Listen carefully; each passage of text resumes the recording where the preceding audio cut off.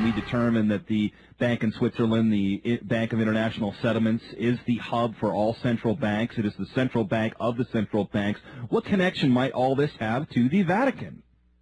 Well, the Vatican is a principal financial power because in 1824, the House of Rothschild was appointed the sole fiscal agent of the entire Vatican Empire. And that's been going on since 1824. And since 1824, the House of Rothschild has pretty well run the Vatican.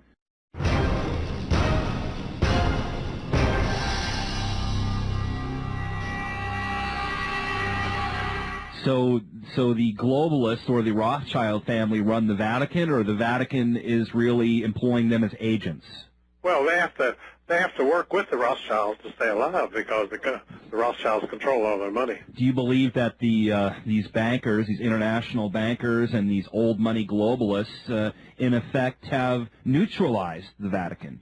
Well, that principally is it, that neutralize it. You see, some of these old families that go back to the Roman Empire have some of the biggest mansions in Venice and Italy and Rome and so forth, and therefore these people have survived, and they're surviving by using their same old techniques of staying close to power, using money as power, and they go sailing right on.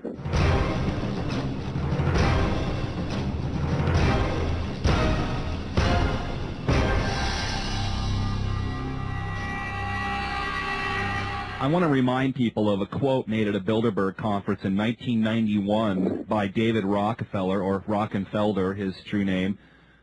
He's a humanist, CFR kingpin, founder of the Trilateral Commission. He's a New World Order godfather, and he said this: "We are grateful to the Washington Post, the New York Times, Time magazines, and other great publications whose directors have attended our meetings and respected their promises of discretion for almost 40 years. It would have been impossible for us to develop our plan for the world if we had been subjected to the lights of publicity during these years. But the world is now more sophisticated and prepared to march toward world government. The supernatural sovereignty of an intellectual elite and world bankers is surely preferable to the national autodetermination practiced in past centuries."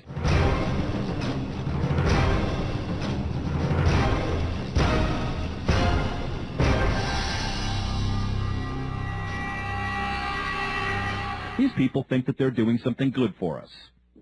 Isn't that right, Eustace? Well, David Rockefeller sneered at all of the nationalists and the free-thinking people of the world because he said they don't have any money, and that's true. Most of them don't, and that's a differentiation. Well, collectively, I guess we do, and collectively, at this point, we've been given the power to be consumers. We can now start voting with our dollars more effectively than ever before, though that might just get them desperate enough to take it to the next level. I know that they'd rather do this in a more covert manner, Eustace, but they're prepared to pull the plug on the whole thing and throw us into another world war at any time.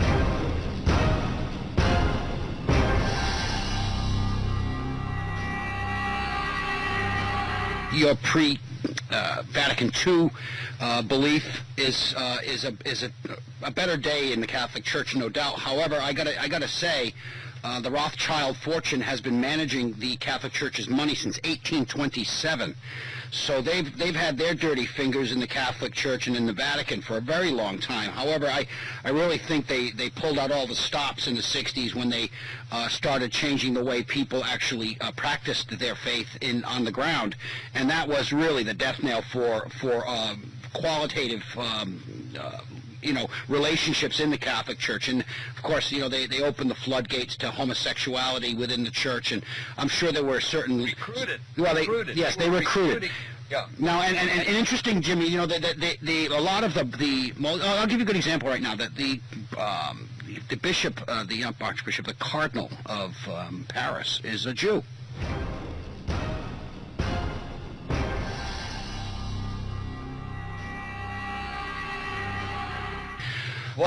He's Jewish, and but that's not unique. Our last pope, John Paul the Dribbler, was absolutely a Jewish mother. He had, Jewish mother means Jewish child. So they are running the show, and I have seen the eyes on this guy Ratzinger, and boy, does he look like a scary sort of fella.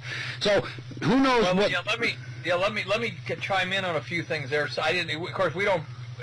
People may or may not know this, but we don't plan these shows. We don't know where they're going to go. No. But when Pius VII was, and this was in the 1815s, I think, 1810, he was taken prisoner by Napoleon. And Rothschild saw his chance there, and he went to bat and kind of helped to free Pope Pius VII. Now, what they did then, this is in the book The Hidden Hand by Count Cherep-Spirvanovich, which was published in 1925, and he says that Rothschild sent some of his men back in with Pope Pius VII and said, he quotes, I don't know where he got the quote, but he quotes Rothschild as saying, "We will bore from within until there's nothing left but a shell in the Vatican." Now, one thing I'd like to tie one other thing together here, because this is very important. If you say what happened to evangelical Christianity in the United States, you'd have to say Pat Robertson. Kurdukları tezgahla dünyayı nasıl ele geçirdiler?